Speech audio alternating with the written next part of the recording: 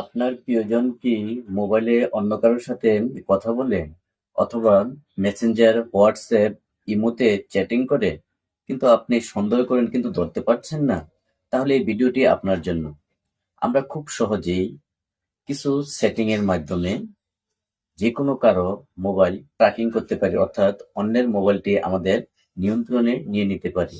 তাহলে চলো বন্ধুরা, আমার ভিডিওতে দেখানো গাইডলাইনগুলো যদি তোমরা ফলো করো তাহলে খুব সহজেই তোমরা অন্যের মোবাইল ট্র্যাকিং করতে পারবে। তাহলে চলো ভিডিওটি আমরা শুরু করি। প্রথমেই আমরা আমাদের মোবাইলে থাকা যে গুগল প্লে স্টোরটি রয়েছে এই প্লে স্টোরে চলে যাব। প্লে স্টোরে চলে গিয়ে আমরা প্লে স্টোরে একটা ট্যাপ করে দেব। প্লে স্টোরে একটা ট্যাপ করে দেওয়ার পর যেই সার্চ বারটি রয়েছে এই সার্চ বারে আমরা একটা ট্যাপ করব। এখন সার্চ বারে আমরা লিখব শেয়ার নোটিফিকেশন। শেয়ার নোটিফিকেশন এই অ্যাপসটি আমাদেরকে ডাউনলোড করতে হবে। আমার যেহেতু ডাউনলোড করা আছে সেজন্য আমার এখানে ওপেন লেখাটি রয়েছে। আপনারা ডাউনলোড দিবেন, ডাউনলোড হওয়ার পরে ওপেন লেখাটি আসবে। এই ওপেন লেখাটির উপর আমরা একটি ক্লিক করে দেব। ক্লিক করে দেওয়ার পর আমাদের মোবাইলে এরকম একটি ইন্টারফেস চলে আসবে। ইন্টারফেসটি একটু খেয়াল করুন। এখানে ইমেল এবং পাসওয়ার্ড লেখাটি রয়েছে।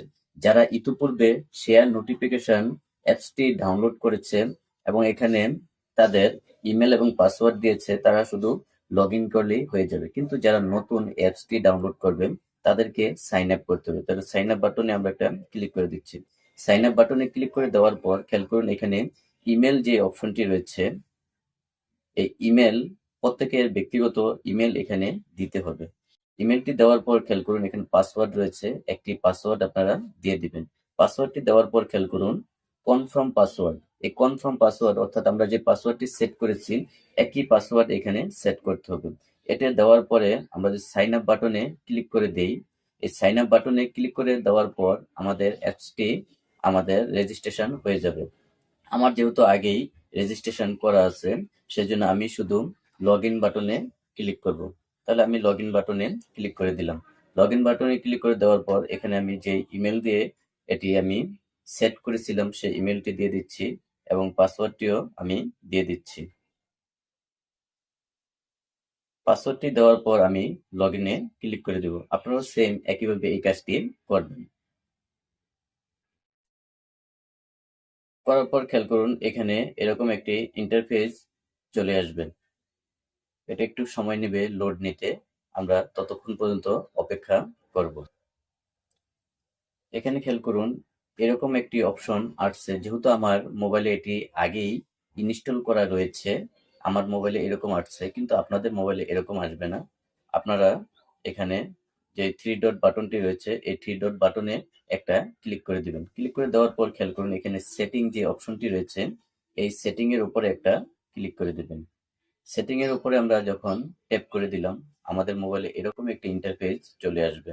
এখন এখানে খেয়াল করুন সিলেক্ট অ্যাপস একটি অপশন রয়েছে। এই সিলেক্ট অ্যাপস অপশনে আমরা একটা ক্লিক করে দেব। এখন খেয়াল করুন এখানে যতগুলো অ্যাপস আমাদের মোবাইলে রয়েছে সবগুলো অ্যাপসের লিস্ট এগুলো এখানে চলে আসছে। আমি এখান থেকে যে অ্যাপসের কন্ট্রোল নিতে চাই অর্থাৎ ট্র্যাকিং করতে চাই সেই অ্যাপসটি এখান থেকে আমি চালু করে দেব। অর্থাৎ আমি এখানে দেখুন হোয়াটসঅ্যাপ অ্যাপসটি রয়েছে এই হোয়াটসঅ্যাপ অ্যাপসটি আমি অন করে দিলাম। এখানে সার্চ বারে গিয়ে আপনি বের করে নিতে পারেন ইমো। আমি ইমোটি চালু করে দিলাম।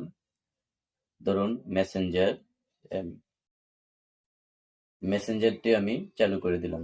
চালু করে দেওয়ার পর এখানে যে উপরে টিক চিহ্নটি রয়েছে এই টিক চিহ্নে একটা ক্লিক করে দিবেন। ক্লিক করে দেওয়ার পর খেয়াল করুন এখানে যেহেতু আমার মোবাইলে এগুলো আগে ডাউনলোড করা আছে সেজন্য এরকম দেখাচ্ছে, কিন্তু আপনাদের মোবাইলে এরকম দেখাবে না। আপনারা এই থ্রি ডট বাটনে ক্লিক করে দিয়ে আবার সেটিং এ চলে যাবেন। সেটিং এ চলে যাওয়ার পর এখানে যে নোটিফিকেশন গুলো রয়েছে দেখুন লিসেনিং নোটিফিকেশন এটি অন করে দিবেন। নোটিফিকেশন এই লেখাটিও অন করে দিবেন। অন করে দেওয়ার পর আপনার কাজ মোটামুটি এখানে শেষ। এখানে এই কাজটি আপনি আপনার প্রিয়জনের মোবাইলে করবেন। করার পর এখন এই সেম কাজ অর্থাৎ আপনার মোবাইলেও এই সেম কাজটি করতে হবে। অর্থাৎ আপনার মোবাইলে এই শেয়ার নোটিফিকেশন অ্যাপসটি ডাউনলোড করতে হবে। ডাউনলোড করার পর এখানে যেই প্রসেসে রেজিস্ট্রেশনটি করা হয়েছে সেম একইভাবে আপনার মোবাইলেও এই রেজিস্ট্রেশনটি করতে হবে। এই সেম প্রসেসটি যদি আপনি করেন তাহলে আপনার প্রিয়জনের মোবাইলে যা যা হচ্ছে আপনি আপনার মোবাইলে তা দেখতে পাবেন। আপনি পৃথিবীর যে প্রান্তেই থাকেন, যদি আপনি প্রবাসী হয়ে থাকেন তাহলেও আপনি আপনার প্রিয়জনের মোবাইলে যদি এই অ্যাপসটি এইভাবে রেজিস্ট্রেশন করেন এবং করার পর আপনার মোবাইলও সেম ইমেল, সেম পাসওয়ার্ড অর্থাৎ সবকিছু সেম রেখে আপনিও যদি আপনার মোবাইলে কাজটি করেন তাহলে আপনার প্রিয়জনের মোবাইলের সম্পূর্ণ কন্ট্রোল অর্থাৎ সে কি করতেছে, কি কার সাথে কথা বলছে, কার সাথে চ্যাটিং করছে, কতক্ষণ কথা বলতেছে, কোন সময়ে কথা বলতেছে সব আপনি খুব সহজেই প্রবাসে থেকেও জানতে পারবেন। তাহলে বন্ধুরা, যদি এই ভিডিওটি আপনাদের কোনো উপকারে আসে তাহলে অবশ্যই একটি লাইক, একটি কমেন্ট এবং শেয়ার করে অন্যকে জানিয়ে দিবেন। ধন্যবাদ সকল